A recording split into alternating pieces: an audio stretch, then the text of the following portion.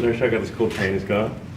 So thank you very much. We had a busy day today. The king just left, and we've had a great discussion, terrific discussion concerning Gaza and everything else. We had discussions also about Saturday at 12 o'clock. It's going to be a big moment. We'll see what happens. I don't expect much happening with these people, but we'll see what happens. And we're going to be signing a very important deal today. It's Doge, and I'm going to ask Elon to tell you a little bit about it and some of the things that we found, which are shocking. Billions and billions of dollars in waste, fraud, and abuse. And I think it's very important. And that's one of the reasons I got elected. I said, we're going to do that.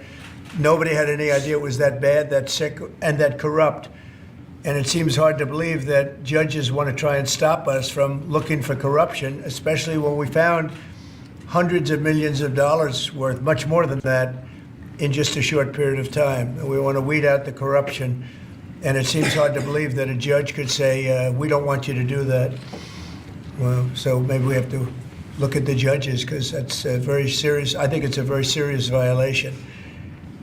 I'll ask Elon Musk to say a few words, and we'll take some questions. Elon, go ahead. Sure. So at a high level, if you say what is the goal of Doge, and I think a significant part of the presidency is to restore democracy. This may seem like, well, aren't we in a democracy? Well, if you don't have a feedback loop, okay, we'd have to, if you sorry. I tell you, gravitas can be difficult sometimes.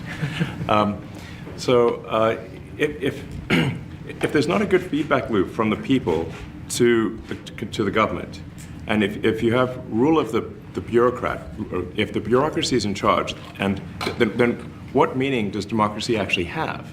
If the people cannot vote and have their will be decided by their elected representatives in the form of the president and the Senate and the House, then we don't live in a democracy, we live in a bureaucracy. So it's incredibly important that we close that feedback loop, we fix that feedback loop, and that the public's elected representatives, the president, the House, and the Senate, decide what happens, as opposed to a large unelected bureaucracy. This is not to say that there are good people who are in the federal bureaucracy, but you can't have an autonomous federal bureaucracy. You have to have one that is responsive to the people. That's the whole point of a democracy. And if you looked at if you looked at the founders today and said, what do you think of the way things have turned out? Well, we have this unelected, fourth unconstitutional branch of government, which is the bureaucracy, which has, in a lot of ways, currently more power than any elected representative. And this is not something that people want. And it does not match the will of the people. So it's just something we've got to fix. And we've also got to address the deficit. So we've got a $2 trillion deficit. And if we don't do something about this deficit, the country's going bankrupt. I mean, it's really astounding that the interest payments alone on the national debt exceed the Defense Department budget, which is shocking, because we spend a lot of money on defense. But if that just keeps going, we're essentially going to bankrupt the country. So what I really want to say is, like, it's not optional for us to reduce the federal expenses. It's essential. It's essential for America to remain solvent as a country, and it's essential for America to have the resources necessary to provide things to its citizens and not simply be servicing vast amounts of debt. And also, could you mention some of the things that your team has found, some of the crazy numbers, including the woman that walked away with about 30 million, right, et cetera? Well, we do find it sort of rather odd that there are quite a few people in the bureaucracy who have ostensibly a salary of a few $100,000, but somehow manage to accrue tens of millions of dollars in net worth while they are in that position, which is, what happened at USAID. We're just curious as to where it came from. Maybe they're very good at investing, in which case we should take their investment advice, perhaps. But there seems to be mysteriously they get wealthy. We don't know why. where does it come from? I think the reality is that they're getting wealthy at the taxpayer expense. That's the honest truth of it. So, we're looking at,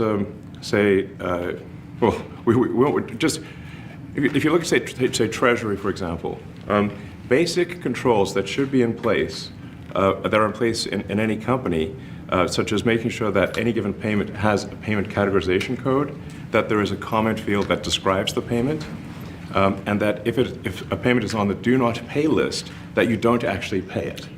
None of those things are true currently. So the reason that departments can't pass audits is because the payments don't have a categorization code. It's like just a massive number of blank checks just flying out the building. So you can't reconcile blank checks. You've got comment fields that are also blank, so you don't know why the payment was made.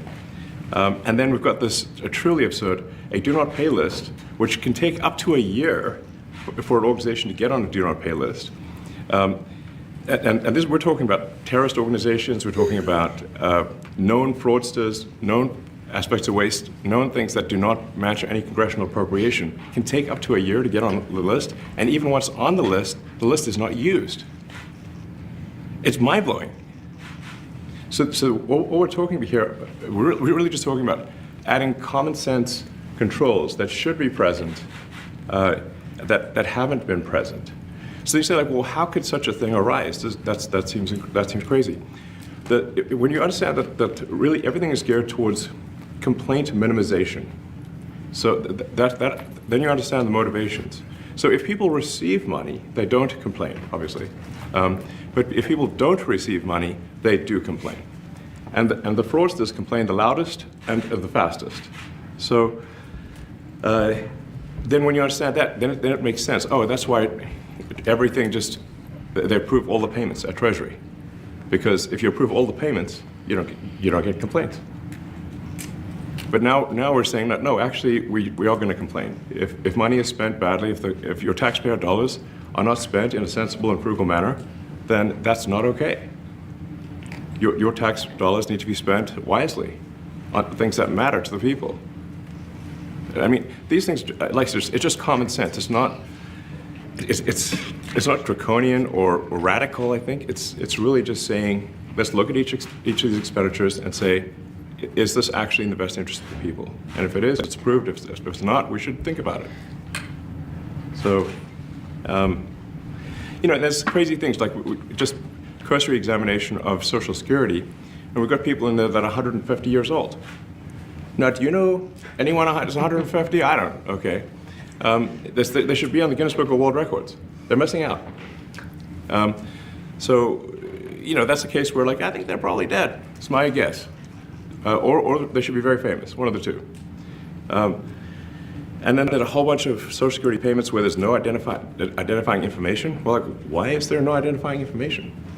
Obviously, we want to make sure that people who deserve to receive Social Security do receive it, and that they receive it quickly and accurately.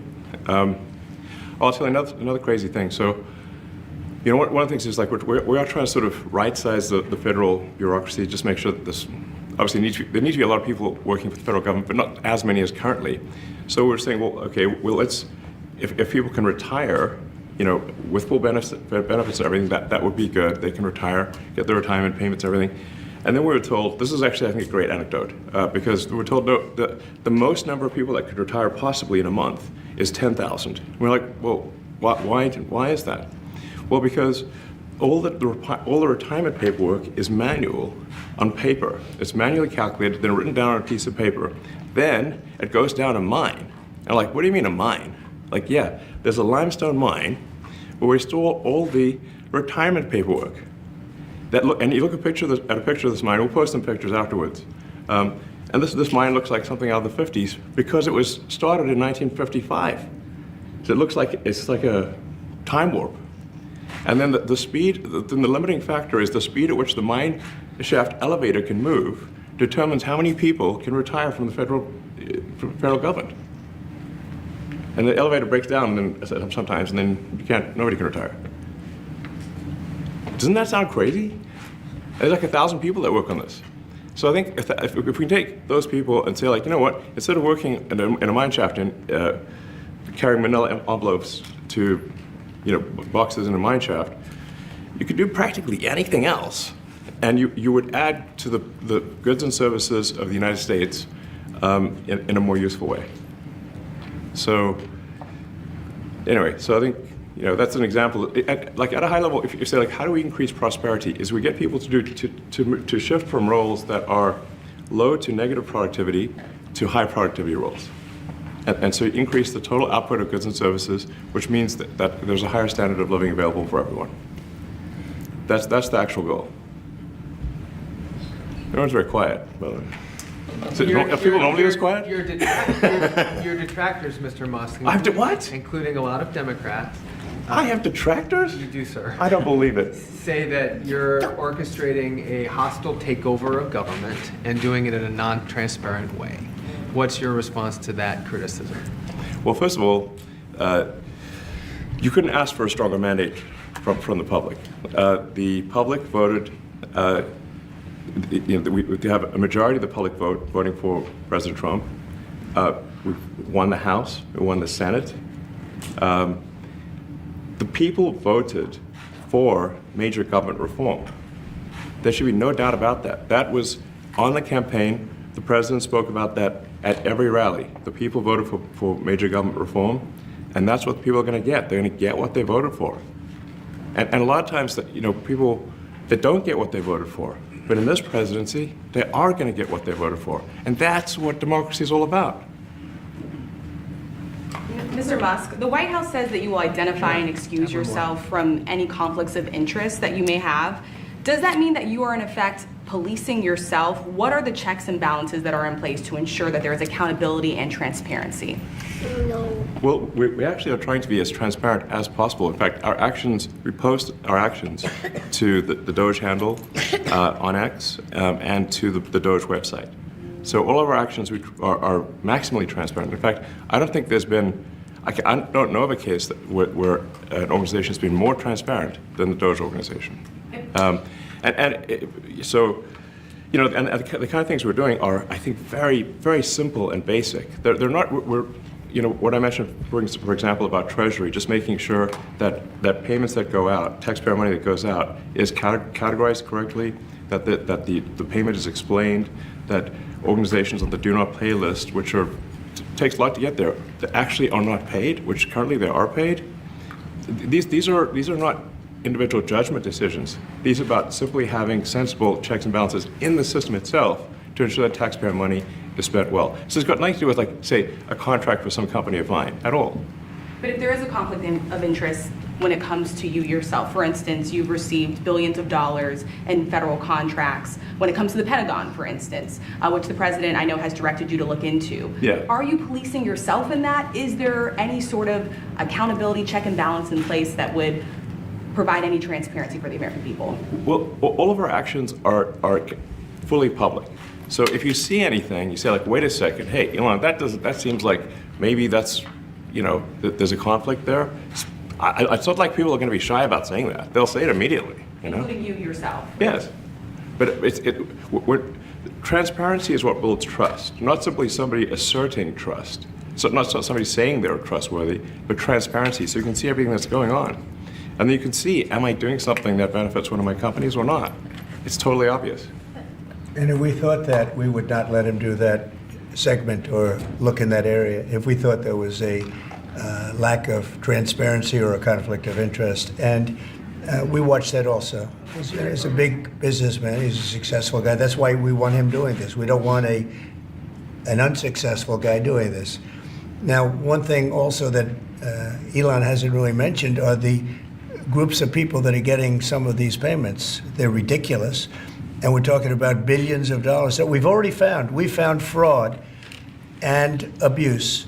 I would say those two words as opposed to the third word that I usually use, but in this case, fraud and abuse. It's abusive because most of these things are virtually made up, or certainly money shouldn't be sent to them. And you know what I'm talking about. It's crazy. So, but we're talking about tens of billions of dollars that we've already found. And now a judge who's an activist judge wants to try and stop us from doing this. Why? Why would they want to do that? I campaigned on this. I campaigned on the fact that I said government is corrupt. And it is very corrupt. It's very, very, it's also foolish. As an example, a man has a contract for 3 months and the contract ends, but they keep paying him for the next 20 years, because nobody ends a contract. You got a lot of that. You have a contract that's a 3-month contract. Now, normally, if you're in a small, in all fairness, it's the size of this thing is so big. Yeah. But if you have a contract and you're in a regular business, you end the contract in 3 months, it's a consultant. Here's a contract for 3 months, but it goes on for 20 years. And the guy doesn't say that he got money for 20 years, They don't say it. They just keep getting checks month after month. And you have various things like that, and even much worse than that, actually, much worse. And I guess you call that incompetence, maybe. Yeah. It could be corruption. It could be deals made on both sides, where the guy gets the money, he kicks. I think there's a lot of kickback here. I see a lot of kickback here. There's a lot of kickbacks. A tremendous kickback, because nobody could be so stupid to give out some of these contracts. Yes. So he has to get a kickback. So that's what I got elected for, that and borders and military and a lot of things, but this is a big part of it. And I hope that the court system is going to allow us to do what we have to do. We got elected to among other things, find all of this fraud, abuse, all of this horrible stuff going on. And we've already found billions of dollars, not like a little bit, billions, many billions of dollars. And when you get down to it, it's going to be probably close to $1 trillion. It could be close to $1 trillion that we're going to find. That will have quite an impact on the budget. And you'll go to a judge where they handpick a judge, and he has certain leanings. I'm not knocking anybody for that, but he has certain leanings, and he wants us to stop looking. How do you stop looking? I mean, we've already found it. We have a case in New York where a hotel has paid $59 million, $59 million because it's housing migrants, illegal migrants. All illegal, I believe. And they were being paid twice the normal room rate at 100% occupancy. Unbelievable. So it's a racket. Yeah. Mr. Musk, can I ask a question? You Well, said on, if I may sort of just going for the president's comments, at a high level, you say, what are the two ingredients that are really necessary in order to cut the budget deficit in half from 2 trillion to 1 trillion? And it's really two things: competence and caring. And if you add competence and caring, you'll cut the budget deficit in half. And I fully expect to be scrutinized and get a daily proctology exam, basically. Might as well just camp out there. So it's not like I think I can get away with something. I'll be scrutinized nonstop. But with the support of the president, we can cut the budget deficit in half from 2 trillion to 1, and then with deregulation, because there's a lot of sort of regulations that don't ultimately serve the public good. We need to free the builders of America to build. And if we do that, that means I think we can get the economic growth to be maybe 3-4%, maybe 5%. And that means if you can get $1 trillion of economic growth and you cut the budget deficit by $1 trillion, between now and next year, there is no inflation. There's no inflation in 26. And if the government is not borrowing as much, it means that interest costs decline. So everyone's, the mortgage, their car payment, their credit card bills, anything, their student debt, the monthly payments drop. That's a fantastic scenario for the average American. I mean, imagine they're going down the grocery aisle and the prices from one year to the next are the same, and their mortgage, all their debt payments dropped. How great is that for the average American?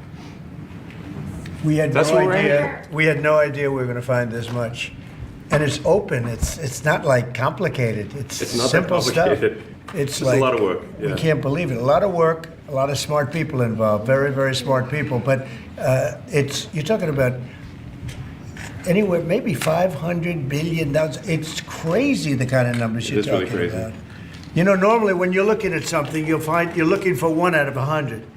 Here, you're almost reversing it. You look for one that's good. Yeah. And you can look at the title and you say, why are we doing this? Why are we doing that? And the public gets it. You know, the public gets it. You've seen the polls. The public is saying, why are we paying all this money? This for years, this has gone on. Mr. Musk, President you Trump, said the Senator, Yeah, go ahead. Wait, go ahead. Senator Rand Paul today said that DOJ cuts will ultimately need a vote in Congress. Do you agree with that? Is that the I plan? really don't know. I know this. We're finding tremendous fraud and tremendous abuse.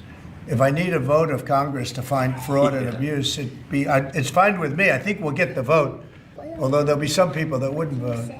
And how could a judge want to hold us back from finding all of this fraud and finding all of this incompetence?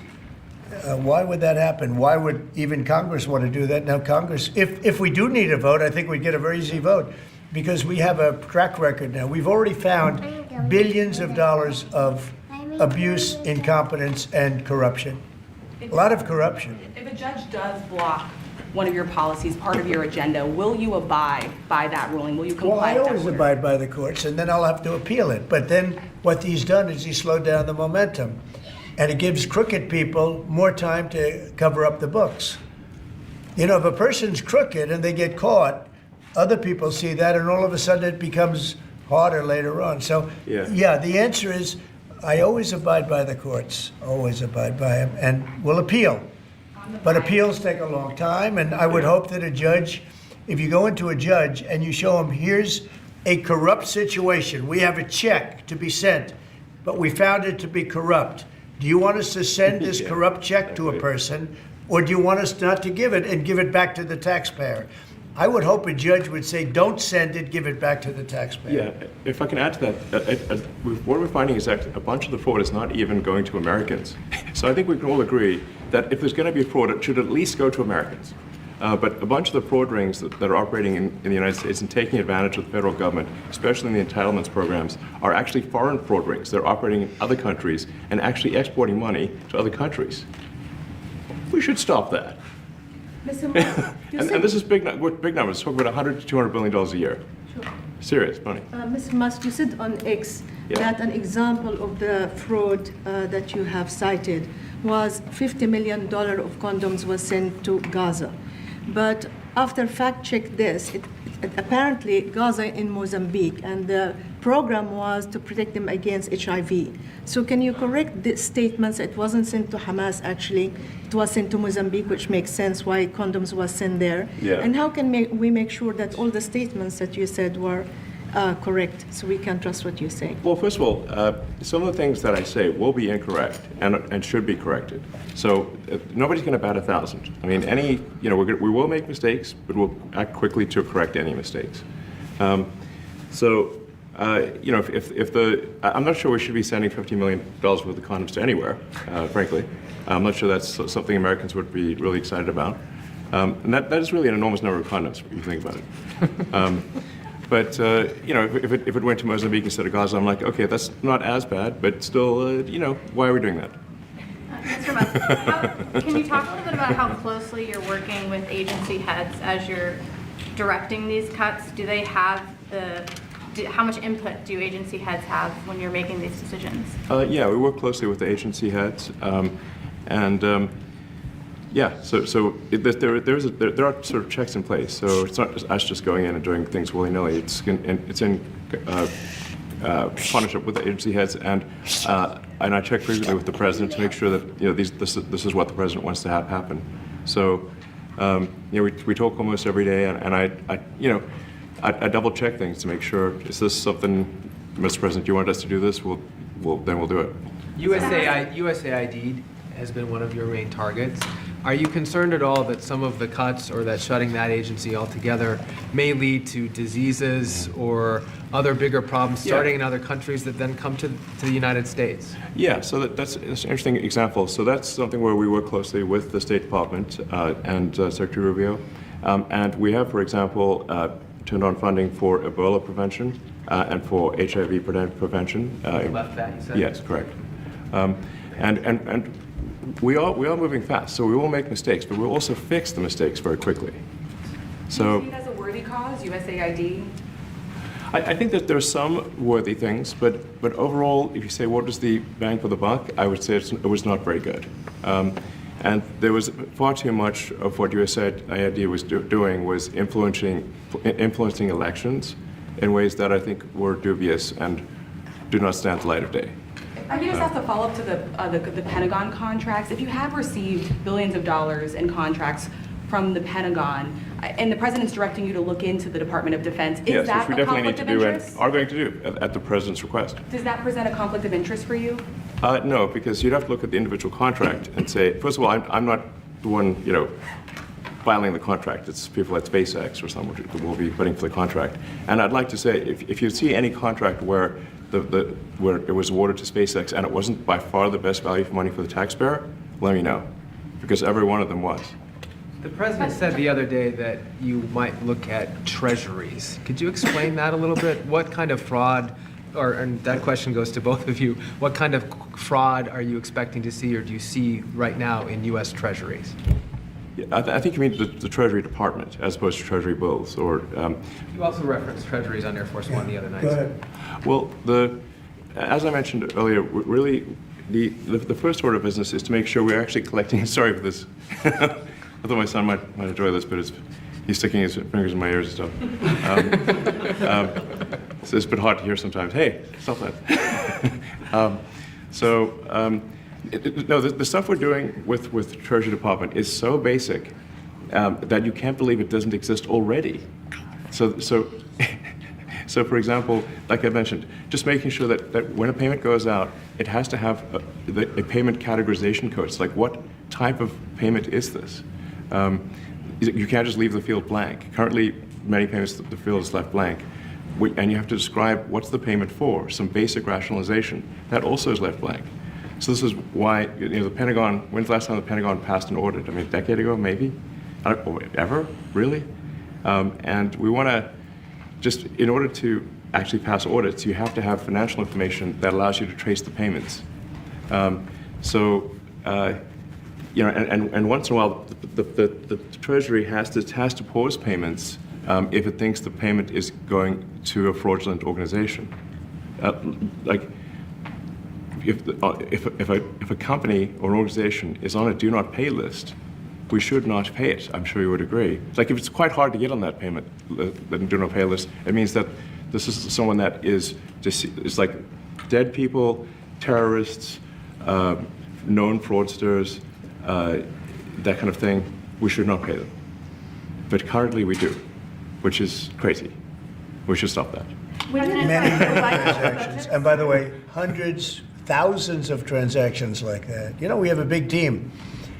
And for the sake of the country, I hope that the person that's in charge and the other people that report to me that are in charge are allowed to do the right thing, namely make sure everything's honest, legitimate, and competent. But we're looking at just, when you look at USAID, that's one. We're going to look at the military. We're going to look at education. They're much bigger areas. But the USAID is really corrupt. I'll tell you, it's corrupt. It's incompetent, and it's really corrupt. And I can't imagine a judge saying, well, it may be corrupt, but you don't have the right. You got elected to look over the country and to, as we say, make America great again, but you don't have the right to go and look and see whether or not things are right that they're paying or that things are honest that they're paying. And nobody can even believe this. Other people, law professors, they've been saying, how can you take that person's right away? You're supposed to be running the country, but we're not allowed to look at who they're paying it to and what they're paying. We have massive amounts of fraud that we caught. I think we probably caught way over a lot of billions of dollars already in, 2 weeks? Yes. And it's going to go to numbers that you're not going to believe. And much, as I said, much is incompetence and much is dishonesty. We have to catch it. And the only way we're going to catch it is to look for it. And if a judge is going to say you're not allowed to look for it, that's pretty sad for our country. I don't understand how it could even work. On the buyout program, can you personally guarantee that? Which one? The buyout program, the offer to federal workers. Can you personally guarantee that the workers who opt in to resign now will be paid through Well, September? they'll get their money, but they're getting a good deal. They're getting a big buyout. And what we're trying to do is reduce government. We have too many people. We have office space. It's occupied by 4%. Nobody's showing up to work because they were told not to. And then Biden gave them a 5-year pass, some of them, 48,000 of them, gave them a 5-year pass, that for 5 years you don't have to show up to work. And let me tell you, this is largely, much of this stuff is because of Biden. It's his fault. He allowed this country, what he did on our border. What he did on our border is almost not as bad as what he did with all of these contracts that have come out. It's a very sad day when we look at it. I can't even believe it. But many contracts just extend, and they just keep extending, and there was nobody there to correct it. And that cannot be, I can't imagine that could be held up by the court. Any court that would say that the president or his representatives, like Secretary of the Treasury, Secretary of State, whatever, doesn't have the right to go over their books and make sure everything's honest. I mean, how can you have a country? You can't have anything that way. You can't have a business that way. You can't have a country that way. Hey, thank you very much, everybody. Thank you. Thank you, press. Thank you, press. Head it out. Coming back tonight. Mark Fogel will be at the White House tonight at about 10 o'clock. If you want to come over, you can say hello to him. Did the U.S. give anything in return? Not much. No, they were very nice. We were treated very nicely by Russia, actually. I hope that's the beginning of a relationship where we can end that war and millions of people can stop being killed. They've lost millions of people. They lost, in terms of soldiers, probably 1.5 million soldiers in a short period of time. We got to stop that war. And I'm interested primarily from the standpoint of death. We're losing all those soldiers. And they're not American soldiers, they're Ukrainian and Russian soldiers. But you're probably talking about 1.5 million. I think we got to bring that one to an end. Okay? Thank you. Thank you very much.